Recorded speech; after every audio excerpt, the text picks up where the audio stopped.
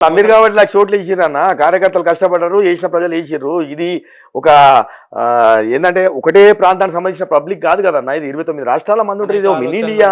నాకు టైమే లేదన్న, 4.5 లక్షల కాన్స్టిట్యున్సీ ఇది ఎక్కడ తిరుగుతుంది చెప్పు. నేను 3 నెలల సంది 10 సంవత్సరాల సంది ఎమ్మెల్యే ఉండి 3 నెలల సంది పేరు డిక్లేర్ చేస్తేనే గా 3,500తో గెలిచిండు ఆయన.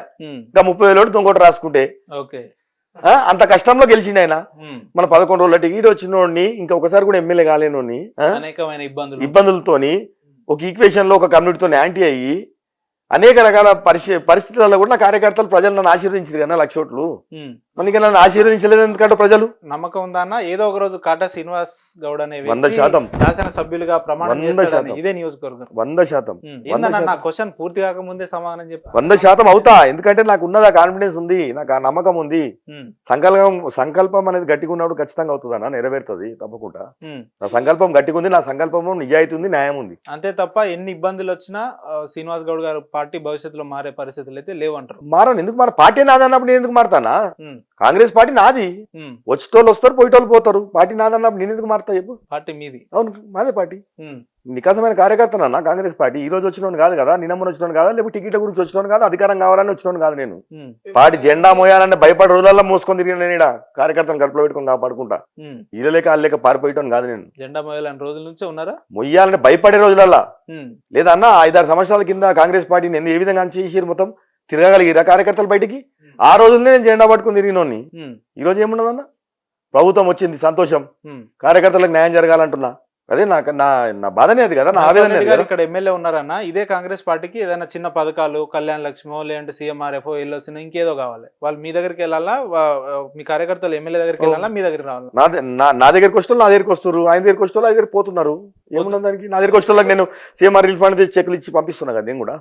ఇప్పుడు నా దగ్గరకు వచ్చిన నా తలుపు తట్టిన వాళ్ళకి నేను ఏం న్యాయం చేయాలో నా ప్రభుత్వం ఉంది, నేను న్యాయం చేస్తా. నా కార్యకర్తలు పనిచేసిన కార్యకర్తల గురించి ఏమైనా అన్యాయం జరిగితే నేను నిలబడతాను. అంటే కార్యకర్తల కోసం ఎంత దూరం అన్న వెళ్తారా? ఎంత దూరమైన పోతా, ఈ విషయంలో కాంప్రమైజ్ అయ్యేదే లేదు. కార్యకర్తలే నాకు ఈరోజు నిలబడదు. 10 ఏళ్ళ సంది నా కష్టాల సుఖాల బాధల నిలబడదు వాళ్ళే కదా.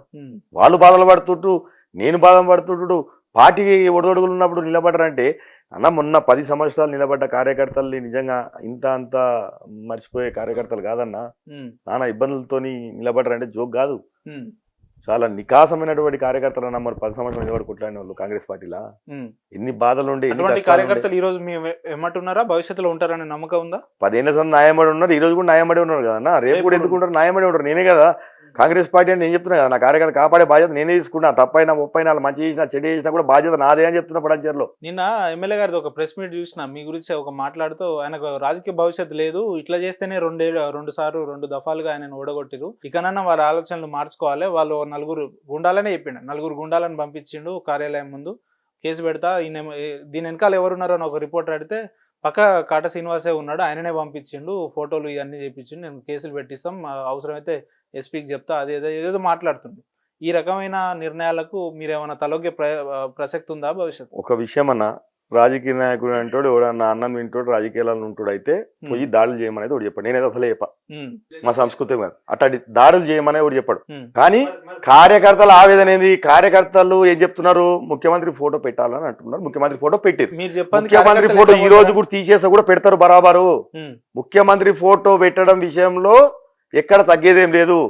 అది తప్పెందుకైతుందన్న? నేను ఏమంటున్నా అదే చెప్తున్నా. నీ సొంత జాగిరి, నీ ఆస్తి అమ్ముకొని కట్టిన బిల్డింగ్ కాదు, ప్రభుత్వ బిల్డింగు, ప్రజలు పరిపాలించినటువంటి స్థానము, ఆ భవనంలో ఏ ప్రభుత్వం ఉంటే ఆ ప్రభుత్వం ముఖ్యమంత్రి పెట్టాలి.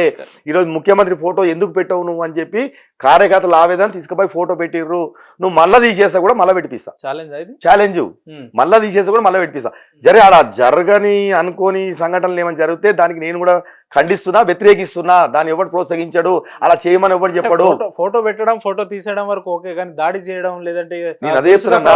అలా ఇప్పుడు కార్యకర్తనా లేకపోతే ఎవరైనా బయటికి వెళ్ళి వచ్చి ఇంకోటి ఏమన్నా కావాల్సుకొని చేసిండా? వ్యక్తులలో బయట ఎందుకు ఉంటారు? అరే నేను ఎందుకు పంపిస్తానన్నా? నేను మొత్తం యావత్ ఉన్న నియోజకవర్గం మొత్తం ఆడనే ఉన్నది. ఉన్నది. కాట శ్రీనివాస్ గౌడ్ నలుగురు శీలగాలం పెట్టుకొని కానీ పోతే ఎమ్మెల్యే ఆడ పేరు ఎందుకు చెప్పాల్సి వచ్చింది అంటున్నా. కాంగ్రెస్ పార్టీ అంటే కాట శ్రీనివాస్ గౌడ్ కాంగ్రెస్ పార్టీ పడగల మీరు పంపించినట్టే కదా మరి. నేను చెప్తున్నా కదా, ఆ కార్యకర్త మంచి చేసినా చెడు చేసినా ఈ రోజు కూడా వెనకాడికి చేస్తలేదు. ఆడ ఒకవేళ నా కార్యకర్తనే కాంగ్రెస్ పార్టీ కార్యకర్తనే అదేమన్నా జరిగింది అని అంటే కూడా నా కార్యకర్తలు మందలిస్తా, బుద్ధి చెప్తా, మళ్ళీ క్రమశిక్షణ నేర్పిస్తా, కానీ మాత్రం కార్యకర్తలు కాపాడుకుంటా. అది ఎమ్మెల్యే అధికారిక నివాసం అన్న, అందులో ఎవరి ఫోటో పెట్టాలని కాంగ్రెస్ కార్యకర్తలు ఎట్లా చెప్తారో అది ఎమ్మెల్యే ఇష్టం ఉంటుంది. నివాసం ఎట్లయితుందన్న, ప్రభుత్వం అది నివాసం కాదు, అది ప్రభుత్వంది. నీ బెడ్రూమ్ లో పడుకునే దగ్గర పెట్టుకోకు, ఓడొద్దు అంటున్నాడు, కానీ ఆఫీస్ లో పెట్టాలి కదా అంటున్నా నేను. ఆఫీస్ లో ఉండాలి కదా అంటున్నాను. అంత కూడా నీకు నాలెడ్జ్ లేకపోతే ఇట్లా అంటున్నాను నేను. ఆయన ఫస్ట్ క్లారిటీ లేడు. నేనేమంటున్నా, క్లారిటీగా అమ్మని చెప్తాను. రెండు పడవల మీద ప్రయాణం చేయకు, మునిగిపోతావు, నీకే ప్రమాదం అంటున్నా. ఇక్కడ ఈ నమ్మడు, అక్కడ ఆ నమ్మడు. నువ్వు ప్రయాణం చేసి చక్కగా చేయి, నికాసంగా నిలబడు. ఇప్పుడు ఎల్లున్న వాళ్ళని నిలబడి ఆ కార్యకర్తలను పట్టుకొని తిరుగు. కానీ నువ్వు ఇంకా రెండు మీద పడవలని ప్రయాణం చేస్తా, నేను వాళ్ళని ఎంబడి పెట్టుకుంటా, వీళ్ళు ఉన్నట్టు నటిస్తా, వీళ్ళని దొక్కేస్తా అంటే ఈడ ఊకుంటాడు అయితే ఓడాడు. అంటే ఏందన్నా ఎమ్మెల్యే వ్యవహారం, ఆ పనితీరు, ఆ విధానం అంతా చూస్తుంటే మీకేమనిపిస్తుంది? అసలు ఈయన పార్టీలో ఉన్నాడు అనుకుంటున్నారా, లేదంటే బీఆర్ఎస్ లోనే కంటిన్యూ అవుతున్నాడా? భవిష్యత్తులో బీఆర్ఎస్ లకి వెళ్ళిపోతాడు అనుకుంటున్నారా, లేదంటే కాంగ్రెస్ లోనే కంటిన్యూ అవుతాడా? ఆయనని అడగాలి, నన్ను అడిగితే నేనేం చెప్తా. ఆయన ఉంటాడా, పోతాడా, ఆయన అవసరానికి వచ్చిండా, ఏం చేయడానికి వచ్చిండు అనేది ఆయన చెప్తున్నారు కదా. ఆయన అవసరానికి వచ్చిండు, ఎప్పుడు ఉంటాడో తెలియదు, ఎప్పుడు పోతాడో. నేను చెప్తున్నా కదా, అందుకే ఆయన అడగాలి, ఎప్పుడు పోతున్నావు అన్న మళ్ళా నువ్వు అడుగు. నువ్వు అదే నన్ను అడుగు, ఎందుకంటే నిలకడ లేని మనిషి. ఇప్పుడు నిలకడ ఉన్న మనిషికి అయితే ఆయన వచ్చిందంటే ఉంటాడు, ఎప్పుడు మారలేడు అని అంటే కూడా నమ్ముతాడు. ఇప్పటికే నేను 5-6 పార్టీలు మారిన. అసలు నువ్వు మారని పార్టీ పేరు చెప్పు, నువ్వు ఒకటి మారని పార్టీ పేరు చెప్పంటావు నువ్వు. అంటే నువ్వు నిలకడలేవు కాబట్టి నువ్వు ఉంటావో పోతావో ఎవరికి లేదు నమ్మకం. అంటే నువ్వు అడగ, ఆయన అడగాలి. నువ్వు ఉంటావు, ఎంతకాలం ఉంటావు, ఎన్ని రోజులు ఉంటావు అని మీరు అడగండి. కాంగ్రెస్ లో భవిష్యత్తు ఉందా శ్రీనివాస్ గౌడ్ గారికి? ఎందుకు భవిష్యత్తు లేదు? పార్టీ అయినా అన్నప్పుడు నాకెందుకు భవిష్యత్తు ఉండదు అన్న? నాకు హక్కు ఉంది, నా కాంగ్రెస్ అధిష్టానం మీద కొట్లాడే హక్కు ఉంది, నా కార్యకర్త గురించి నేను మాట్లాడే అధికారం ఉంది. రేపు ప్రపంచాల్లో కాంగ్రెస్ పార్టీ కార్యకర్త గురించి కావాలనే అధిష్టానం పక్కన పెట్టిందని చెప్తాను. ఏ విషయాల పక్కన పెట్టిందన్న? ఏ విషయం పక్కన పెట్టింది చెప్పు నాకు. అవతల పార్టీలో గెలిచిన వ్యక్తిని కాంగ్రెస్ లో తీసుకురావడం, మిమ్మల్ని పక్కన పెట్టినట్టే కదా. నాకు 2 సార్లు నాకు పార్టీ నాకు టికెట్ ఇవ్వడము, నా పార్టీ నన్ను ఎప్పుడు ఇచ్చిందన్న పార్టీ టికెట్? 2 నెలల ముందు ఇచ్చిందా, నెల ముందు ఇచ్చింది? ఎప్పుడు ఇచ్చింది మీకు? నేను గదే అడుగుతున్నా కదా, నేను గదే అడుగుతున్నా. మీ మీద నమ్మకం లేనట్టే కదా, మిమ్మల్ని పక్కన పెడుతున్నట్టే కదా. నిజాలు మాట్లాడితే బాగుంటది సీనన్న. మీరు అన్ని విషయాల్లో నిజాలు మాట్లాడారు. నేను ఏమంటున్నా, పార్టీలు ఎందుకు? నేను ఆ రోజు ఉన్న రాష్ట్రం మొత్తం ఈక్వేషన్ లో జరిగినటువంటి ఇష్యూ అని చెప్పిన నేను. ఆ రాష్ట్రంలో మొత్తంలో కూడా ఆ రోజు ముద్రాజ్ కమ్యూనిటీ అనేది పెద్ద లొల్లి నడుస్తుంది. బీఆర్ఎస్ పార్టీ ఒక్క సీటు కూడా ఇవ్వలేదు అనే దాని ఈక్వేషన్ లో లొల్లి నడుస్తున్నప్పుడు అందులో మా ఉన్నటువంటి కమిటీ తీసుకున్నటువంటి నిర్ణయం ముద్రాలకు కూడా కొన్ని సీట్లు ఇవ్వాలని తీసుకున్నాను ఆలోచనతో ఇక్కడ ఈ పంచాయతీ జరిగింది తప్ప ఆ రోజు ఏంటంటే ఇక్కడ పటాంచరికి సంబంధించినటువంటి మధు ఉండడం వల్ల ఈ పంచాయతీ జరిగింది. లేకపోతే ఈ పంచాయతీ జరిగేదే కాదు. నా టికెట్ నాకు ఉండేది, నేను ఖచ్చితంగా ఎమ్మెల్యే. భవిష్యత్తులో ఇంకెవరో వస్తారు, నీలమధు లాంటి వాళ్ళు ఇంకొకరో వస్తారు అనుకుంటున్నాం. మరి అప్పుడు మీ పరిస్థితి ఏంది? మిమ్మల్ని అప్పుడు కూడా ఇట్లా మంచి ఆలోచన చేయ ఉపేంద్రన్న, చెడెందుకు ఆలోచన చేస్తావు? మంచి జరుగుతుంది భవిష్యత్తు అన్న. ఒక్క నిమిషం, 2018లో నీలమధు గారు వచ్చారు, అంటే ఈ ఎన్నికల్లో 23లో వచ్చారు. నెక్స్ట్ రారని నమ్మకం ఏందంటున్నా. ఇటువంటి వ్యక్తులు ఇంకెవరో పుట్టుకొస్తారు కదా, అప్పుడు మీ పరిస్థితి? ఆ పరిస్థితి ఈక్వేషన్ అట్లా అయింది కదన్నా. తర్వాత ఎవరికి పక్షాన్ని నిలబడదు పార్టీ ఎవరి పక్షాన్ని నిలబడదు. అంటే మిమ్మల్ని ఆల్టర్నేట్ ఆప్షన్ గా పెట్టింది కానీ మెయిన్ ఆపర్చునిటీ అయితే మీకు ఇవ్వలేదు కదా. తర్వాత ఇచ్చింది సరే, అది వేరే విషయం. కానీ మొదటగా ఎవరికి పోయింది? నీకు ఫైనల్ లెక్క కదా అన్న, నీకు ఫైనల్ లెక్క కదా. ఫైనల్ పార్టీ ఎటువైపు నిలబడిందనే లెక్క. గంట ముందు ఇస్తే ఏం లాభం అన్న? మీరే చెప్తున్నారు నాకు లేట్ రావడం వల్ల ఓడిపోయినా అని చెప్పి. జరుగుతుందని ఎందుకు అనుకోవాలి? మంచి జరుగుతుంది అనుకోవాలి. కానీ కార్యకర్త వైపు పార్టీ నిలబడుతుంది, నిలబడింది అంటున్నాను నేను. అన్న మీరు నాయకుడా, రాజకీయ నాయకుడిని? రాజకీయ నాయకుడిని కాదు నేను. ఏంది వాళ్ళు రాజకీయ నాయకుని అయితే ఇప్పటికల్లా నేను కూడా మైపాల్ రెడ్డి లేక 4 పార్టీలు తిరుగుకుంటే ఎక్కడ అధికారం ఉంటే అక్కడ ఉండుకుంటా, మంచి సంపాదించుకుంటా, మంచి కబ్జాలు చేసుకుంటా మంచిగా ఉంటుంది. కానీ నేను నాయకుడిని కాబట్టి ఇట్లున్నా. కబ్జాలు చేస్తారా ఎమ్మెల్యే గారు? ఎన్ని కావాలి? 100 ఎకరాలు కబ్జా చేసి ఒకటే డాక్యుమెంట్ 1,00,000 డాక్యుమెంట్ ఉంది మన ఈడికి దొరికింది. ఒక డాక్యుమెంట్ 1,00,000 గజాలు. చూసినా ఎప్పుడైనా 1,00,000 గజాల డాక్యుమెంట్? 1,00,000 గజాలు డాక్యుమెంట్. నేనైతే 100 గజాలు, 1000 గజాలు, 2000 గజాలు దాకా చూసాను. 1,00,000 గజాల డాక్యుమెంట్ చూడలేను. ప్రభుత్వంలో ఉంది మీరే కదా, మరి చర్యలు చేసేలా చేసుకోదా? నడుస్తుంది కదా, కేసులు అయినాయి, ఈడీ వచ్చింది, ఈడీ కూడా చూస్తున్నది. ఇంకా ఆయన వ్యక్తిగత విషయం అది. చేసిన దానికి కూడవలసిందే కదా ఎవడైనా కానీ. 2028లో భవిష్యత్తు ఎట్లుంటుందన్నా మీది? ఎట్లుంటది? కాంగ్రెస్ పార్టీ నుంచి నేనే పోటీ చేస్తా, నేనే గెలుస్తా. గెలుస్తారా? 100% గెలుస్తారా? 100% గెలుస్తా. ఇదే నెక్స్ట్ మీ ఇంటర్వ్యూకి వస్తే మేము మిమ్మల్ని ఒక ఎమ్మెల్యేగా ఏదో ఒక రోజు మాకు ఇంటర్వ్యూ 100% అన్నా. అంత కాన్ఫిడెన్స్ అప్పుడే కలుసుకుందాం. అప్పుడు అంత కాన్ఫిడెన్స్ ఎట్లా? నా సంకల్పం గట్టిగుందన్నా, నేను నిజాయితీగా ఉన్నా, సంకల్పం గట్టిగుంది, ప్రజల ఆదరణ ఉంది, కార్యకర్తల బలం ఉన్నది కాబట్టి నాకు నమ్మకం ఉన్నది. నేను అదే చెప్తున్నా కదా, జస్ట్ చిన్న విషయంతో అయింది. మన 20,000 ఓట్లు దొంగోట్లు తీపిచ్చేపించిన, ఇంకా దొంగోట్లు తీసేపించినాక ఇంకేం ఉండే కదా. ఇంకా ఎట్లా గెలుస్తారు? గెలిచేది ఏముంటది? ఇంకా అన్ని మీకు ఫేవరే. నాకు ఫేవరే అవుతుంది కదా. ప్రజలు ఉన్నారన్నా, నేను ప్రజలలో తిరిగే వ్యక్తిని. నేను ఉట్టి ఇట్లా గాలి తప్పాలు కొట్టే వ్యక్తిని కాదు నేను. ప్రజలలో తిరుగుతా, ప్రజల ఆధారం ఉన్నటువంటి వ్యక్తిని. ప్రజలను ఎప్పుడు నిత్యం ప్రజలలో ఉండి ఇప్పుడు ప్రజలకు మంచి చేయాలనుకోని కోరుకున్న వ్యక్తి నేను.